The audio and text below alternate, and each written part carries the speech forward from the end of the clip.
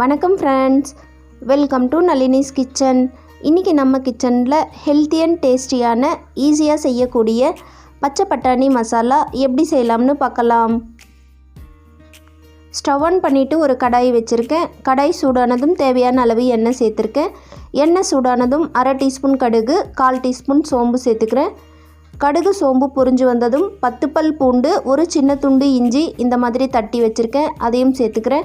ஒரு பச்சை மிளகாய் பொடியாக கட் பண்ணியிருக்கேன், அதையும் சேர்த்துக்கிறேன். நீங்கள் இஞ்சி பூண்டு பேஸ்ட்டாக சேர்க்குறது இருந்தாலும் சேர்த்துக்கலாம். பாருங்கள் ஃப்ரெண்ட்ஸ், இஞ்சி பூண்டு நல்லா வதங்கி வந்திருக்கு. இந்த ஸ்டேஜில் ஒரு பெரிய சைஸ் வெங்காயம் பொடியாக கட் பண்ணி வச்சுருக்கேன், அதையும் சேர்த்துக்கிறேன். இந்த மசாலாவுக்கு தேவையான உப்பும் சேர்த்து நல்லா கலந்து விட்டுக்கிறேன். வெங்காயம் நல்லா பொன்னிறமாக வதங்கி வர வரைக்கும் கலந்து விட்டுக்கலாம்.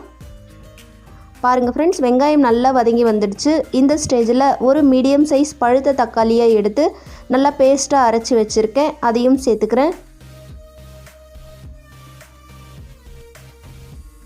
தக்காளியோட பச்சை வாசனை போகிற வரைக்கும் நல்லா கலந்து விட்டுக்கலாம். பாருங்கள் ஃப்ரெண்ட்ஸ், தக்காளியும் நல்லா வதங்கி வந்திருக்கு. இந்த ஸ்டேஜில் நம்ம பச்சை பட்டாணி சேர்த்துக்கலாம். நான் இன்றைக்கி ஃப்ரெஷ் பச்சை பட்டாணி தான் எடுத்திருக்கேன். இப்போ பச்சை பட்டாணி சீசனல் டைம் தான். 1 கப் அளவுக்கு பச்சை பட்டாணி எடுத்திருக்கேன், அதையும் சேர்த்து நல்லா கலந்து விட்டுக்கிறேன். ஒரு 2 நிமிஷத்துக்கு பச்சை பட்டாணி நம்ம நல்லா கலந்து விட்டுக்கலாம். பாருங்கள் ஃப்ரெண்ட்ஸ், இப்போ 2 நிமிஷம் நல்லா கலந்து விட்ட பிறகு மசாலா சேர்த்துக்கலாம். 1/4 ஸ்பூன் மஞ்சள் தூள், அரை டீஸ்பூன் மிளகாய் தூள், நம்ம ஏற்கனவே ஒரு பச்சை மிளகாய் சேர்த்துருக்கோம். 1/4 ஸ்பூன் கரம் மசாலா, 1/4 ஸ்பூன் ஜீரகத்தூள், இதை எல்லாத்தையும் சேர்த்து நல்லா கலந்து விட்டுக்கலாம். உங்களுக்கு காரம் எந்த அளவுக்கு வேணுமோ நீங்கள் அந்த அளவுக்கு மிளகாய் தூள் சேர்த்துக்கோங்க. மசாலா சேர்த்து நல்லா கலந்து விட்டுட்டு க்ளோஸ் பண்ணிவிட்டு ஒரு 2 நிமிஷம் வேக விடலாம். நமக்கு இந்த ரெசிபிக்கு தண்ணி தேவைப்படாது. இந்த எண்ணெயிலையும் பச்சை பட்டாணியில் இருக்க தண்ணியிலுமே நமக்கு நல்லா வெந்து வந்துடும்.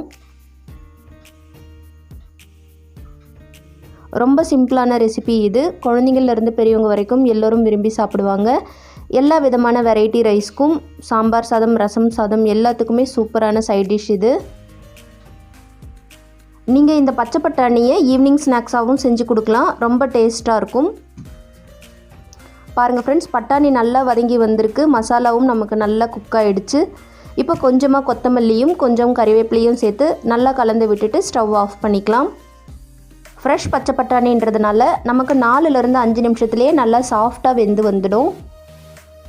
பாருங்கள் ஃப்ரெண்ட்ஸ், ஹெல்த்தி அண்ட் டேஸ்டியான பச்சை பட்டாணி மசாலா சூப்பராக ரெடி ஆகிடுச்சு. இதே மெத்தடில் நீங்களும் கண்டிப்பாக ட்ரை பண்ணி பாருங்கள் ஃப்ரெண்ட்ஸ். ட்ரை பண்ணி பார்த்துட்டு எப்படி வந்ததுன்னு கீழே கமெண்ட் பாக்ஸில் கமெண்ட் பண்ணுங்கள். இந்த வீடியோ உங்களுக்கு பிடிச்சிருந்தா மறக்காமல் லைக் பண்ணுங்கள், உங்கள் ஃப்ரெண்ட்ஸ் அண்ட் ஃபேமிலிக்கு ஷேர் பண்ணுங்கள். நம்ம சேனலை இது வரைக்கும் சப்ஸ்கிரைப் பண்ணலன்னா ப்ளீஸ் சப்ஸ்கிரைப் பண்ணிக்கோங்க. பக்கத்தில் இருக்க பெல் ஐக்கானையும் கிளிக் பண்ணிவிட்டு ஆல் என்ற பட்டனையும் கிளிக் பண்ணிக்கோங்க. தேங்க்ஸ் ஃபார் வாட்சிங். Wish you happy cooking.